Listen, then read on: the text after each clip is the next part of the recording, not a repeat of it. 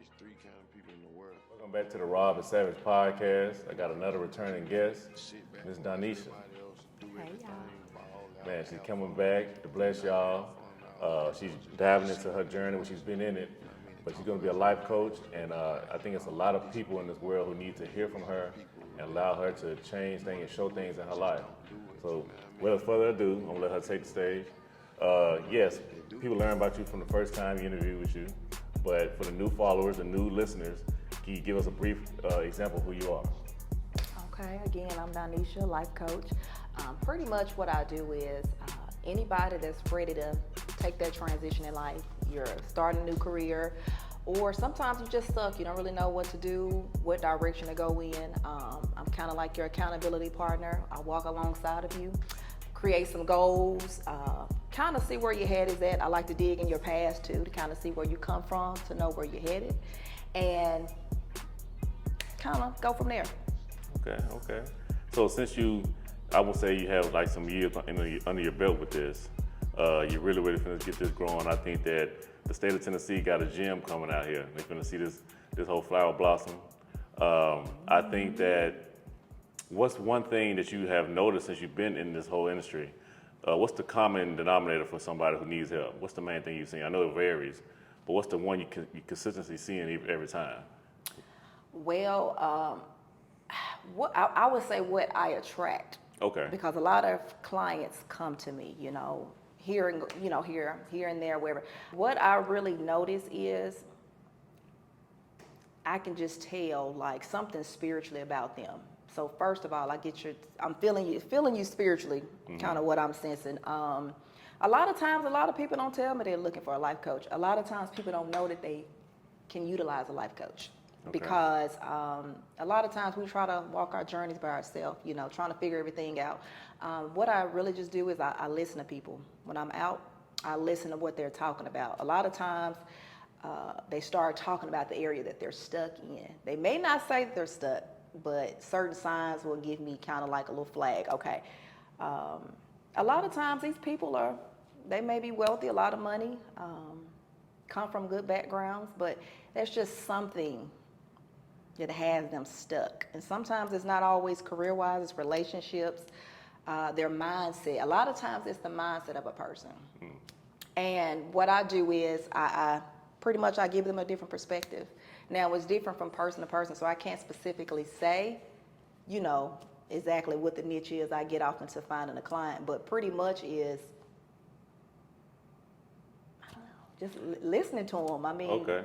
they talk, is in their talk. Will you say that when you go into certain events or walk in a building, that their energy and their spirit is drawn to you? You feel like, okay, I might need to say something to this person because I think that they're going through something. Is that way you can be led, or? Like literally, every client that I've met have been drawn to me. Okay. Now, I don't think that's not my niche anyway. I'm not gonna go out, do you need a life coach? Do you need a life coach? Now, what Yeah. I'm doing today is positioning myself, because I've been doing life coach for years, but I just didn't put a title on it. Okay. Okay. From family to, people that just know me or people that's been attracted to me. And a lot of times I catch myself coaching a lot of men too, which is a surprise to a lot of people too, because they're missing something. A lot of men have something, I feel like something that how they regard a woman, they don't. Do you feel like they want to be heard, and especially coming from a woman, even in their own relationship that they might have, they might not feel like they're being heard, and then they see, okay, she's somebody that I can speak to, that's welcoming. And you're right. I think a lot of men could benefit from that, especially if it's a black man. I'm just throwing it out there, and if it's a black woman there who's listening, it'll ease your heart, knowing that you can get whatever's on your mind on off. Yeah. So I think that's another reason why the men are drawn to you in doing that, and that's a great niche, man. So any men out there, her services are there. We'll put all that out there when the interview comes out. But also the women, if y'all feel drawn, whenever y'all encounter with her, let her know and see how it goes. What's one of the goals you want to take this though? Because I know that your mindset is beyond even Tennessee when it comes to that. You want to go around the nation with this. But what's the bigger goal for you with this? So my goal is pretty much I want to reach as many people as I can. Okay. Because this is really not something I chose. This is something I was called to do. You know, God called me to do this, and I'm just being obedient in the season of my life. Just realizing a lot of people do need help. And really, you know, I'm in ministry and all that too. So a lot of times it just comes from discernment, listening to people, and not everybody have that gift. So it's listening to people, and I'm hearing it's something spiritually that I hear. So it's why it's different from different people. But a lot of times it's just that transitional place. You're either coming out of something and you're trying to go in a different direction, or you need some cleaning up spiritually, or you need some cleaning up, you know, in your life. We'd always result back to spiritually, to me, to be honest. I'm glad you said that, because I'm going to ask you, how did being in a woman of God, how did that help you leading into the whole life coaching? Because some other life coaches might not use the biblical way or the Christian way out there. So how did that help you out being in the sermon to help out? I feel like it just pretty much helped me. Like I said, I have discernment. So just listening to them talk, for one, that's what I love to do. Just listening. So me identifying my gifts helped me furthermore figure out where I'm best used, you know. And that's where I have discovered, being in ministry, I noticed that, okay, I'm good at counseling, you know, good at coaching and good at listening. These are things that a lot of people don't have. A lot of people like to talk about themselves, but a lot of people don't have somebody to actually, you know, just listen to them. Really what's going on down deep on the inside. But just ministry pretty much, like I said, discernment, listening to them, seeing where they need help at. It's just that discernment. A lot of times, God will reveal things about clients that I don't know right off the hand. It's just, you know, the gift of knowledge and certain things that ties in. So this is what makes me probably different than a lot of other coaches, because you get a lot of coaches with different backgrounds. A lot of them are not Christians or ministers or whatever, you know, but just based off of the assignment God has gave me, I'm in the right path. I'm along that right path. Okay. And so it's just gonna come. It comes natural. And that's why I asked that, because I feel like you could probably walk in a room and something's gonna just hit you like, okay, somebody needs, I need to talk to somebody here. Or sometimes you even see that with pastors. I've been around several of them who, you know, I don't know if they always right, but they'll sense that something's going on in that room with somebody, and they'll lead them to say something to that person. And they could be way off, but but you taking it as a profession, you know what you're talking about. And does it normally be like a dark energy you might see? Because that's something I think a lot of people want to ask on it. I tell you what, I can get in the room and I can sit down with somebody 10 minutes. I can be able to tell you some things that are going on. Okay. I don't really have to ask you no questions. You just talk, or I'm feeling your energy. It's just what God allows me to know. Okay. And whatever it is, I let him have the floor and I open up from there. See, that's another thing that I feel that is helping you, especially with your male clients. Us men are very guarded. So getting into that open space like that it's going to take a feminine energy to really bring that out, a welcoming feminine energy. Yeah. And I feel like if they're coming to you in that way, you're a happy place. I think that a lot of people need life coach. Hey, I need a life coach. But I think that if it's spirit-led, that's the best way. I don't think that I'm not taking anything away from other life coaches, but if it's not in a spiritual, godly way, I don't know what kind of coaching they're doing, because I feel like it still needs to lead back to that. Yeah. Outside of that, then you're coaching the sport. You know what I mean? Like, I don't know. But, okay, so what is some advice that you would give people who might be struggling with anxiety or just life as it is? Like, what are some things that you feel like they should do in their own time when they're not with you? Because a lot of people might need that. They go do sessions with you, but when they leave you, they might forget everything you just told them. What's kind of thing that you would have for them when you're away from them? Well, I would say anybody dealing with any kind of mental instability, as well as depression, anxiety, I first like to say you have to identify where is that depression, anxiety, what's causing the depression and anxiety, for one, because we got to do some backtracking before we move forward. Because sometimes it's just your daily life, how you run your life. Are you unorganized? You know, do you schedule? Do you plan? A lot of times it's how you set yourself up. Okay. Now, anxiety, a lot of times is because you're anxious. You know, what are you anxious about? Okay. There's something you probably ain't doing, something you should prepare for better, probably. Okay. But it's just it's it's different. But from myself, what I do about anxiety, I say what gives me anxiety is not having enough time. Okay. Now I know a lot of times I run late. Well, I did because I've changed. She didn't change. So a lot of times in the past, I've ran late, and it's because I need to plan. It's because I needed to plan better. I needed to be more organized. So and it comes from daily stuff in your life. So Okay. it just depends. I got a question. Okay.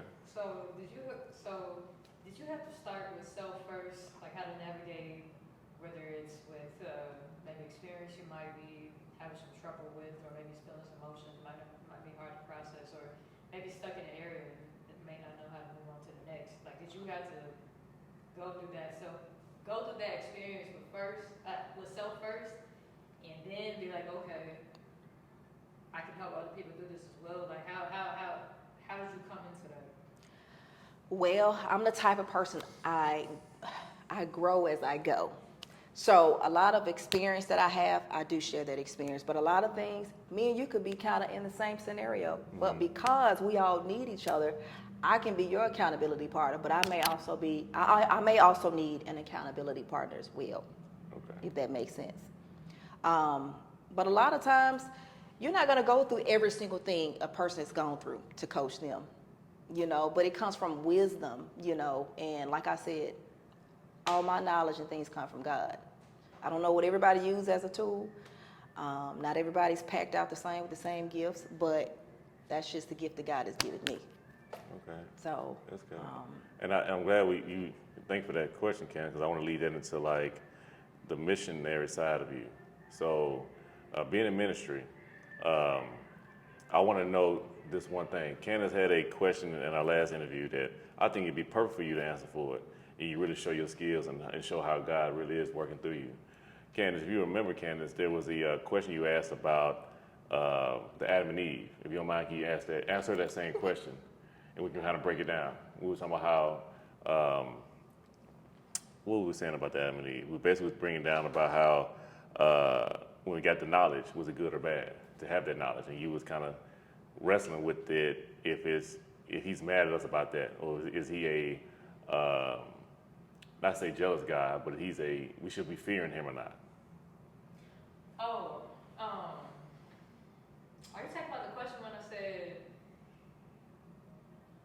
the God-fear piece? Is that what you're talking about? Yes. Why would he want us to fear him? Oh, okay, yeah. So, I mean, basically all I was saying was, is that, I guess God-fearing, is interesting inside of my space because, I don't personally think that, we should be fearing God at all. I think that we should be God followers, but God-fearing, I think that this is already an institution, or this world is already instilled so much fear into us, where we are already, in a sense, limited, but we're really not. But God following, it makes me feel like, I don't fear nothing at all. But it's like, I understand that piece of, and I think from our first interview we talked about that, but just having like this certain level of respect, and I do understand that, but I guess I don't think that necessarily has to be called this God-fearing. I just say God following. So I don't know what he wants me to ask you about it, but I mean, maybe you could give your take on that though, and how you feel. Well, when it comes to fearing God, it's not the kind of fear like I should be afraid of him, because that's not who he is, of course. God doesn't want us to be afraid of him, but God does want us to be aware of him, even when we, journeying on through our life. How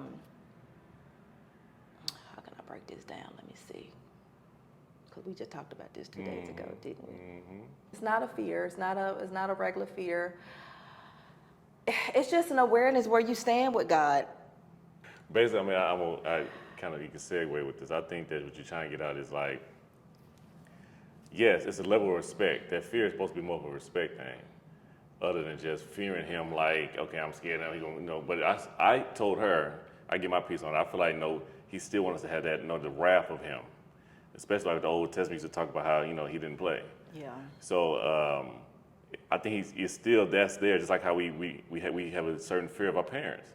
Like when we was kids, like we didn't want to disappoint them. That's one fear, and then also we want to get in trouble by them. You know what I'm saying? We know they loved us, but we still feared them, knowing that okay, what could happen? What's the consequence if we don't do what they do? What they do? Right. Do you think that God is a punisher? Yes. I don't look at him like a punisher because God does give grace and mercy. Now, we've seen God's wrath in the Bible, Old Testament, mainly a lot of it in the Old Testament. But God does give us grace. He does give us grace because if we received the punishment for our accounts of the things that we've done, we've been up out of here. I don't know about you or you or. I feel like he is at the time he's going to come with it. I think that when it's our time to talk to him, I think that's when that punishment or not will come. Okay. Do you think God is a punisher as far as our day-to-day actions or deeds? No, I think that what's going on in the world, that's the devil's playground. I think that spiritually, that's when we'll have to go up and answer it to God in that way. But on this earth, what we do and things, I think that we're playing in the devil's playground in that sense. So like, I don't think that he's going to really punish anything right now. So basically, if I do something, okay, God will hit you. I don't know if that's really. People might feel like differently. I just don't think that he's going to do that right now. I think that he will hit you later on spiritually. Okay, that ties in. Okay, now, because I was like, that question. That ties into God fear too, how you carry yourself. Mm-hmm. What are you out here doing? Right. You know, that conscious. Because yes, if you hear the term God-fearing woman, what does that sound like to you? Let me ask you the question. A God-fearing woman. That was a good question. Well, when I think of that, I think of a woman being submitted to God's will and to God's spirit, and in a sense, like a spirit-led woman. So when I hear that, that's what I mean. I guess that's what I hear. But I guess I would just change it to God following. I wouldn't say God fearing. But if I did hear it, that's where I would go. I just think that fearing word, I think that word can go. Because I really do think that we already live in a very fear-based thinking society. And I don't think that we should put that with God. I will say, I think that I might have to backtrack a little bit. I think there was it's been several occasions, but one situation in particular where we can answer your question earlier about his punisher is going back to the Moses story. He was a punisher on that story. Who, Moses was the punisher? God was. Like he punished Pharaoh and his followers for not doing what he said. So you did. Did Pharaoh receive warning? He received warning several times. He sent Moses several times. He sent these plagues and different signs. That's a punishment. The plagues. Now, put the blood on the door. Like and if you didn't, the firstborn died. That's a punishment. That's a punishment. So that lets you know, like our own parents, God does chastise us and He does discipline us. Everybody's discipline is different. Just because you go out here and commit a crime or such, that does not mean that God is going to deal with you the same way the world is going to deal with you. Right. God deals with you with His grace and mercy upon His account. Right, and that's kind of what I was saying on how He gonna handle you spiritually in a way, and the world the devil's playground. They're gonna handle you way the world does it. You know what I mean? Like man's law is not the same as God's law. That's right. So He's graceful and He's merciful. So you get out here and He'll let you bust that head. There's going to be some consequences sometimes, but that does not mean that He's done with you. Right. You know. I think when I hear the word punishing or just God being a punisher, just a lot of the conversations that I've had with people or my friends, they really see God as this person or thing that is just, like if they do something wrong, it's just like they're like just short in God's eye or something. Like it's just like there's just this disharmony with God if I make a mistake, or simply because my life is not the way I want it to be, I don't have this favor with God, or like God has punished me for X, Y, and Z. And I guess when I hear that or when I think about that, I'm just like, why do you think God would want that in your life? To really sit here and punish you or keep you in a certain space or state where you might think it's low. Or you might not be aware that it's low. You might not be aware what you're doing to even be in this space. But it's like, I hear these things and I'm just like, man, it's like, you really think that God would want that for you right now? No. I think that it's there because he also gives you promises. Like, for example, like he said, blessings will come upon you even if you get married. And I've actually seen people seen their life before they was married and then became married, and I've seen them blossom. But that's a promise that he already said in the book that he will grant to you. Yeah, but I've also seen the opposite too. Because they might not have been godly or evenly yoked. But he still will even bless that just because you're still going by a covenant of him. That even though it might not seem like that, but I said he's still gonna bless it because you're still at least doing that part and not fornicating or whatever it is outside of the thing. But I do feel that he does give us promises that he will do if you go by what he say. Now if you don't go by what he do what you want to do, then your results will be what it is. But that will contradict his word when he says that it's not about the work of your hands that's going to get you favor with God. It might get you favor with man, but not with God. And also, God is not a condemning God. If you said you was going to stop smoking weed today and you did not, he's not condemning you, but he's obviously he'll put a conviction in your heart to change. But he's not going to say, you need to stop smoking weed. You said you were going to stop yesterday. Yeah. Hitting you on top of the head. No, that's not him at all. No. No, it's a conviction. It's just like when you have a conviction, it's like your conscience. Something you know you should be doing or should not be doing. But because God is he's graceful and merciful, he will walk you through that. Sometimes we try to take ourselves out of situations that we need help with. Certain strongholds you stuck in, you can't do it by yourself. You can't. So you need God to lean on, and he'll walk you through that. And he'll send you help. He will give you grace, that mercy, I promise you. And you will know. I feel like that conscious thing that she also brought up comes from you at least having some kind of relationship with him. Because some people, if you don't have a conscience, if you don't have a conscience about things that you do that's good or bad, I don't see how God's even in you. But you do still have good people that have morals, and they do have a conscience, but they may not be Christians. Right. That's what I said to you at our interview yesterday. I said how I know some people who just trying to live their life. I don't harm nobody. I shouldn't be wrong. Yeah. Not knowing that still doesn't mean they're going to get you heaven. He's still going to say, get away from me. Just because you lived your life, okay, I didn't harm nobody. You had to cut out. Right. Just because, yes, you lived life, you worked, you didn't harm nobody, boom, boom. But he's going to say, but did you know me? But see, you have to also, this is another piece, like with life coaching. Everybody's not going to be no Christian. Yeah. Everybody's going to come from different walks. So the best thing to tell a person is curious about God and they know they live in a certain lifestyle, you're supposed to welcome them because God will walk them through that. You ain't got to condemn nobody and beat them on top of the head what they need to do and change. Let them walk with God, have a relationship. That's the best thing for them, to open up to a relationship so he can walk you through, whatever you need to come out of or go into. It's a journey with God. It's not about, it's just a religion, this and that. I need to go to church every Sunday. I need to be praying 5 o'clock, 2 o'clock, and 3. No. How you make relationships with these guys and women out here, think about it like that way. It's a relationship. Sitting with him, reading with him, finding out about his character, who he is. When you furthermore understand who he is, he will furthermore illuminate who you are. Because if he is within us, then he wants you to know who he is so he can shine through you. So let me ask you this then, who is God to you?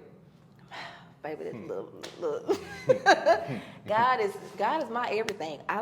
Who God is to me is, he's been that promise keeper. He's been my comfort. He's been that understanding, been understanding to me and just walking me through life. Like I've done all kind of stuff. Lord, if procrastination was a thing that could have me hindered, So, I mean, in your account, who God is to you, it may be different. But I know that God, for me, he gives me grace. Like I said, I don't always do things when I need to do it. I make mistakes all the time, but It's how he deals with me, you know. He gives us chances. He does. Now, I'm not saying that I don't have consequences sometimes. Now, I can't even say for account of my life that God has punished me harshly or anything like that. I cannot sit here and testify to say that even despite of things that have happened to me because of people conflicting pain or whatever they've done to me, I don't blame any of that on God. To answer your question, to me, he's, man, so it's gonna sound crazy. I feel like he's a redeemer, but he's like the greatest father figure. And he's basically just trying to teach me and tell me what I need to do and show me. Yeah. I just gotta listen. So he's my everything, but I just gotta stop thinking I know it all and just fully submit and give in to what he's trying to tell me and show me. There's been several things in my life he's shown that, like, Rod, you can have more of this if you just listen. Then I just go off on the, well, I hear you, but I'm gonna do this right now. Boom, boom, and he said, all right, cool. Then he'll go another year, he'll show something else that I got this for you too. So I feel like, to answer your question, he's a teacher for me, Yeah. big time. What do you feel like? What do you talk about this submission to God? What do you feel like we need to do? Just fully, just submit my ways and everything to him. Just basically like just give in and let my guard down. Don't say that better. Let my guard down when it comes to who I am with him. Because I listen to pastors, I research things all the time, and it goes in, but then I might feel like I'm contradicting myself if I'm not fully going forward with what he's saying. Like I shouldn't be questioning my life when it comes to certain things when he's been showing me what I need to do, because I haven't submitted. You know what I mean? I've been laissez-faire. Like I'm hearing the good word, I'd be there, but then when it comes to me, I'm gonna do a little bit of that, but I ain't gonna do all of it. Just do it all, and see what it goes for. What can you lose? I haven't fully done everything he said do. I don't think none of us have, but I haven't even tried the most to give at least 90. What God says though. Huh? Obedience is better than sacrifice. Obedience better than sacrifice. I feel like I probably gave 75. I ain't gave 90, but I need to give the whole 100 and see what that even looks like to give it a chance.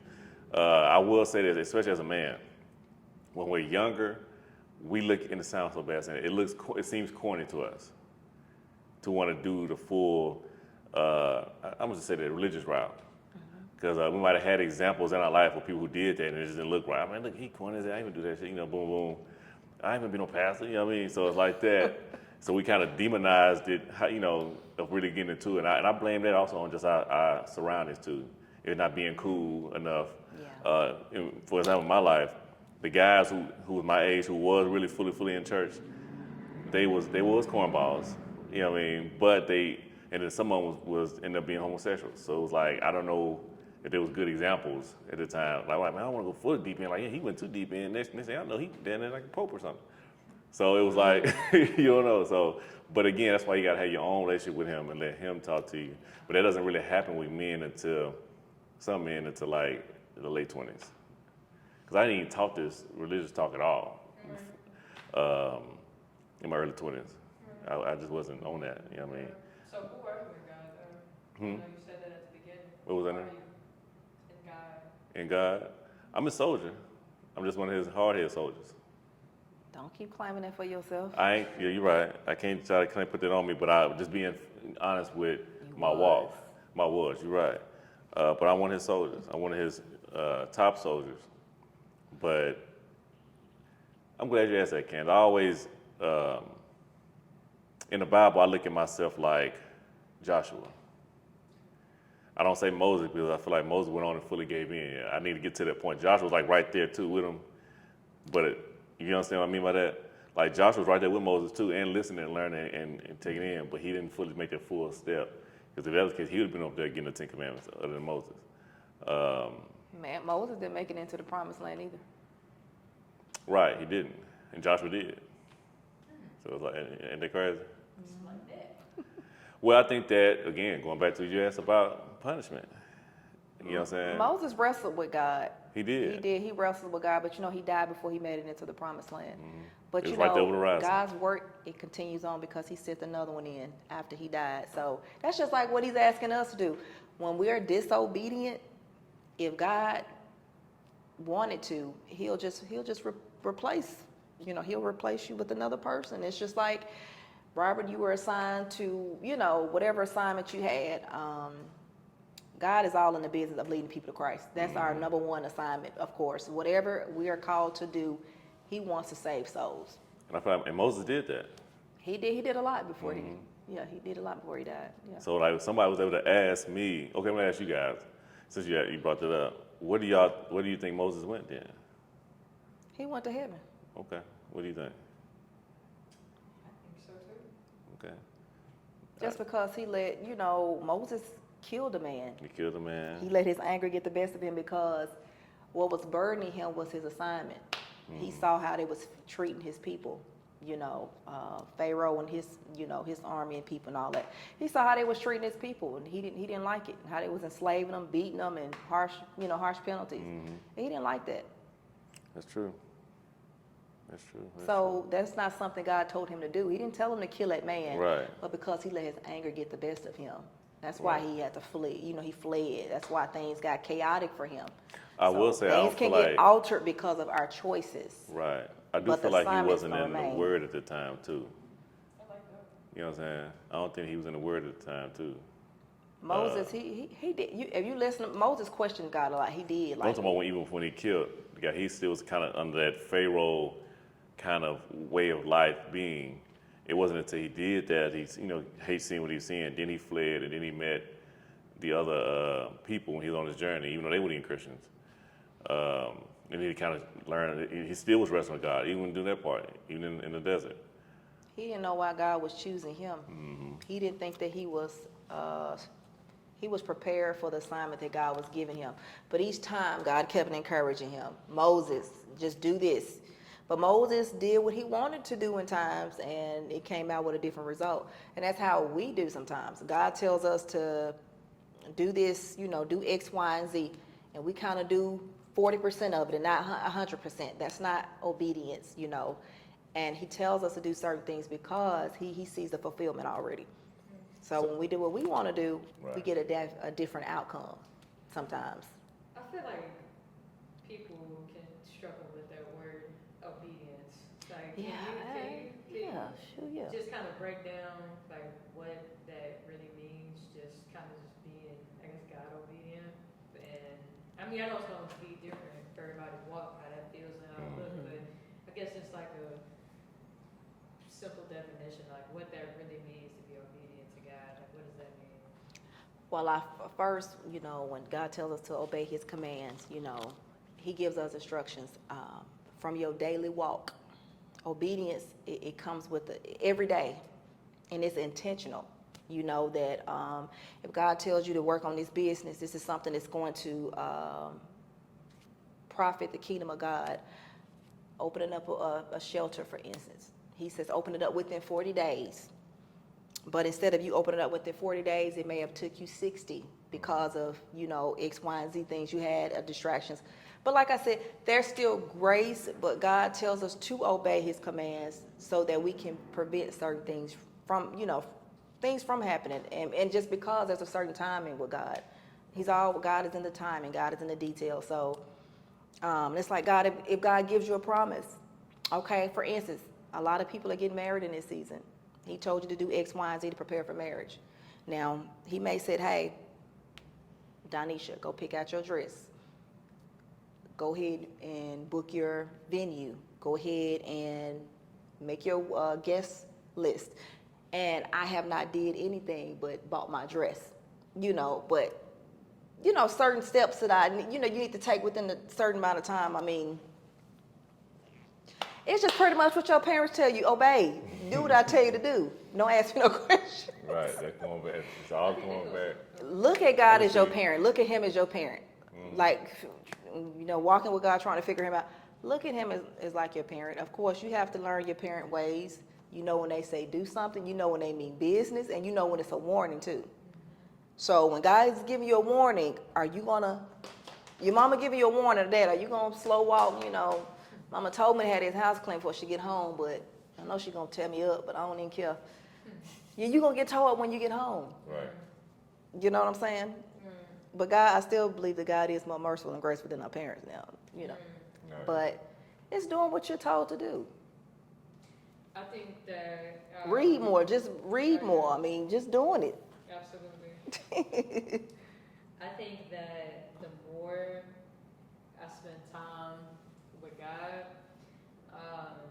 I just realized that when God puts something on your heart to do, He doesn't have to give you an explanation.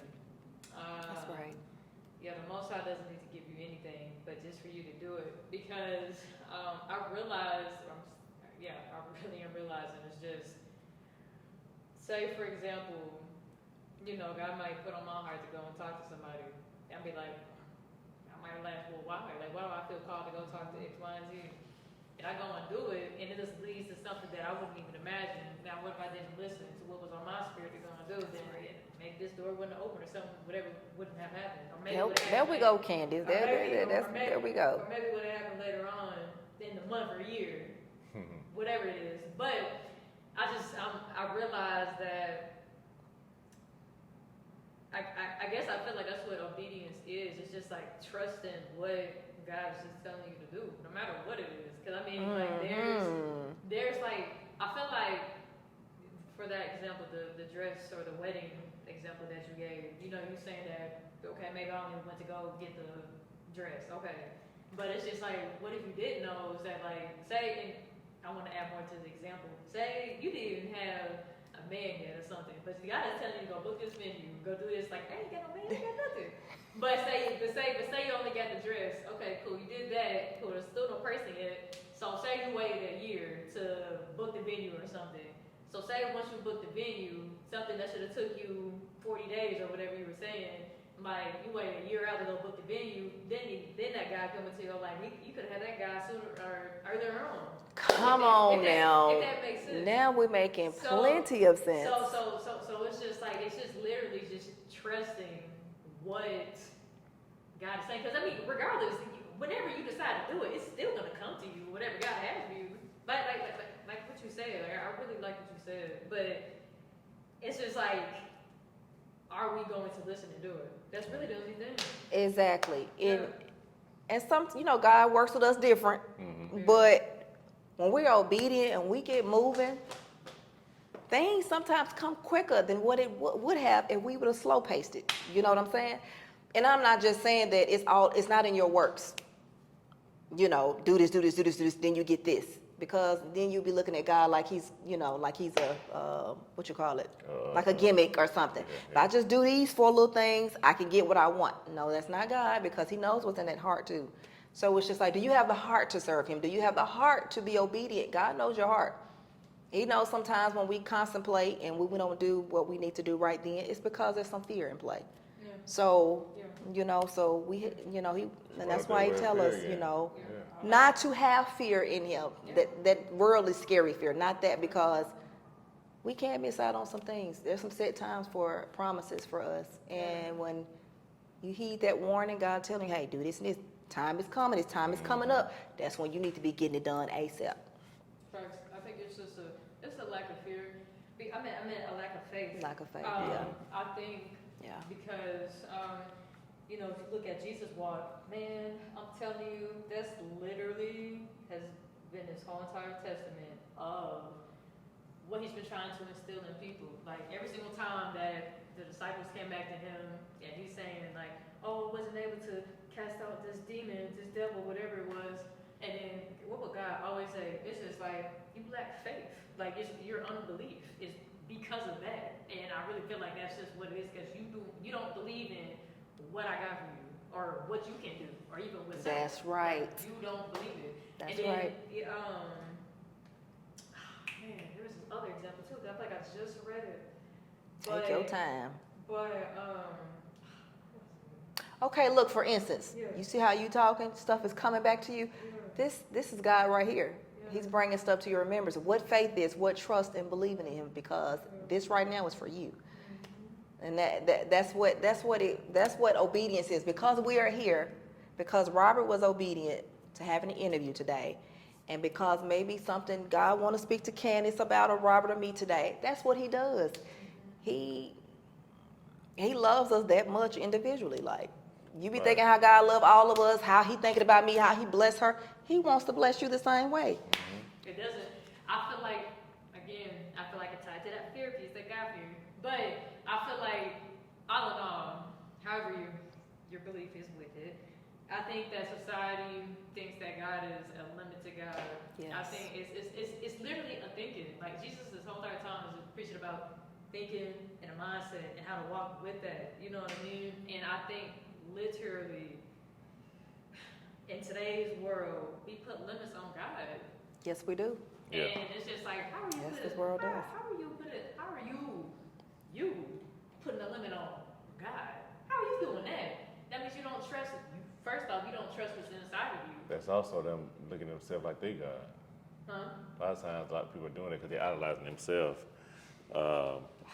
Yeah. I can't, but I don't know. I guess I can counter that, or I don't necessarily believe in that. Now, some people do, for sure. They definitely do idolize themselves.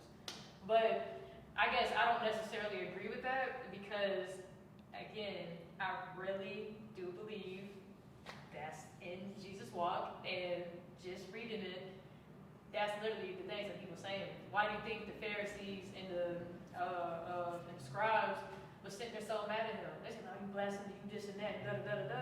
This man's walking around, I'm like, I'm not saying acting, Performing miracles and everything. I'm like, who are like you? God. He was doing God-like things, and they had like, what is this? Like, what is this magic? This no, because that's literally the way he was walking in, the things that he was saying too, as he was. You know what I'm saying? You know how you hear that he say, "I'm the way, I'm the truth, I'm the life, I'm the light." And what did Jesus always say? He always said that this is not me talking, this is the Father. So what I'm trying to say is that he is walking and talking like, yes, he is God, but he is not the God. But that's the way that he is talking though.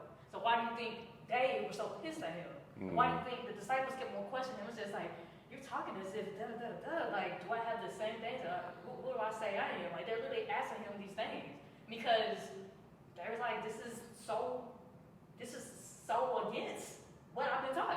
Yep. So it's just like, I don't personally agree with that because that's what I say I am. I'm not saying I'm the God, but I know who I am. I'm a child of God, so that does make me a God. I'm not saying I'm the God, but I know what's inside of me though. I be like, look, I'm a child of God. Yeah. I'm gonna leave it at that. I ain't no God, little G. I just leave it. God is within me. I'm like, God is But I told you that, within like, me. shout out.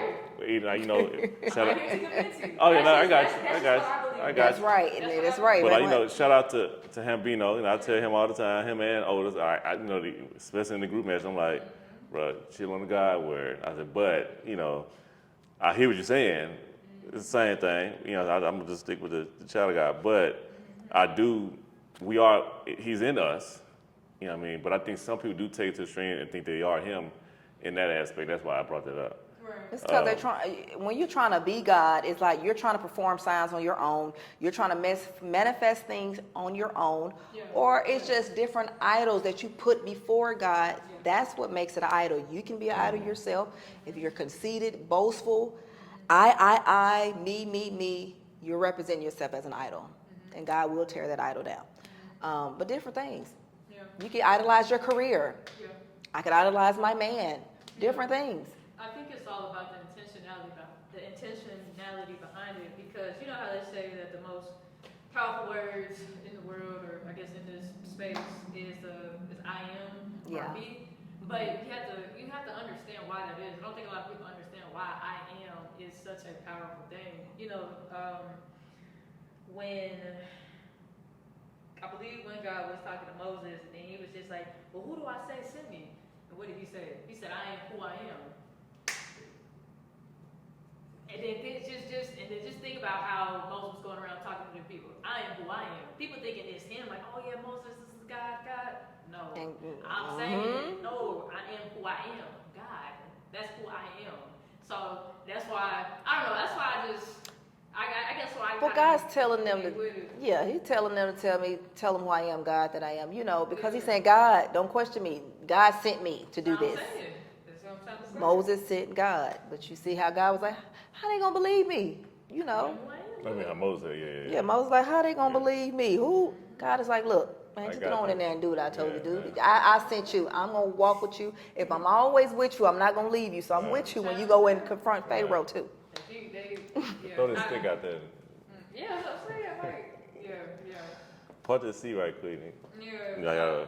I think it's just trusting. It's just trust, yeah. It's literally trusting the God inside of us. Because I think that in today's society, we don't think that we focus on a lot of external things and things that we don't see, like low on money, bills, stuff like that. The stresses of the world, what the world provides, right? That's right. But I really do believe when we turn our thinking into the God inside of us and think from that space, that state, then that's when I think that this world presents to you in a completely different manner. Because now you're leading the spirit, and in spirit you don't lack nothing.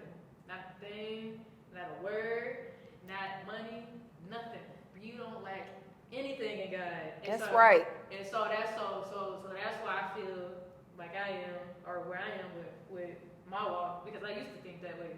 That's why I'm in this word every single day. That I gave you the Bible after shoot. But it's just That's like, right. I mean, it's real. And I feel called as well too to really like speak on the word too. But I feel like I'm called to speak on it from a point of view of freedom minds, from a mindset perspective. Because I really do think that society really does focus on your mannerisms, but you really got to focus on what's going on in the inside of a person. Yes. Like especially that God self. Like it's just like what's going on inside of you to even be acting this way. Like what's like you're not just doing this just all off of a whim. What's going on inside of you? Some light need to be shining on in there. Yeah, that's what I'm trying to say. Yeah, that's what I'm trying to say. That's right. So it's just like I feel like I'm called to do something similar to you. Yes. I know yours is different, but I feel like I'm definitely here to do that too with this as well. And that's right. What you said is finding out what lane you're supposed to be in. Quit worried about what everybody else is doing. What lane do you fit in? And you get up in there and you rock that lane. So whatever you're called to do, and that's something I help people discover your gifts and talents. Where do you most make a difference?